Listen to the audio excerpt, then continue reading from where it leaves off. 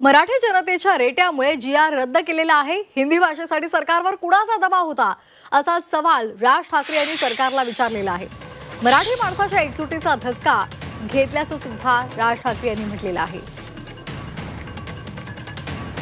राज ठाकरे यांनी Xavier post केलेली होती आणि यातून त्यांनी सरकारला सवाल विचारलेला आहे आणि त्याचबरोबर सरकारवर निशाणा सुद्धा त्यांनी साधलेला आहे। जनतेच्या रेट्यामुळे जी.आर रद्द केला असं ते म्हणाले।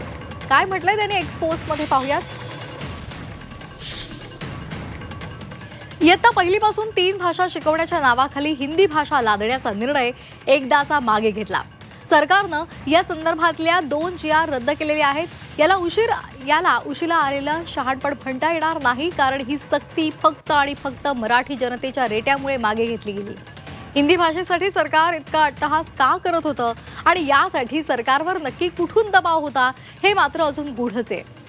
महाराष्ट्रामध्ये विद्यार्थ्यांनी हिंदी शिकावीच म्हणून 3 भाषा लादण्याचा जो प्रयत्न होता तो एकदाचा हाणून पाडला गेला आणि यासाठी महाराष्ट्रातील तमाम जनतेचं अभिनंदन।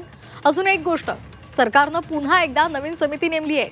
मी स्वच्छ शब्दांमध्ये सांगतोय, समितीचा अहवाल येऊ दे किंवा नको येऊ दे, परंतु हे असले प्रकार परत खपवून घेतले जाणार नाहीत म्हणजे नाहीत। ही गोष्ट सरकारनं कायमची त्यांच्या मनामध्ये कोरून ठेवावी।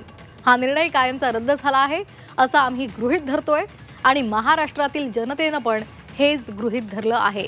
त्यामुळे पुन्हा एकदा समितीच्या अहवालाचा घोळ घालू नका, अन्यथा या समितीला महाराष्ट्रामध्ये काम करू दिलं जाणार नाही याची नोंद सरकारनं घ्यावी। असो, पण भाषेसाठी मराठी माणसं एकवटताना दिसली हा आनंद आहे। हा कडवटपणा अधिक वृद्धिंगत होऊ देत आणि मराठी भाषा ज्ञानाची आणि जागतिक व्यवहाराची भाषा होऊ दे हीच इच्छा। मराठी जनांचं पुन्हा एकदा अभिनंदन। राज ठाकरेंची ही एक्स पोस्ट आणि यातून त्यांनी सरकारवर निशाणा साधलाय।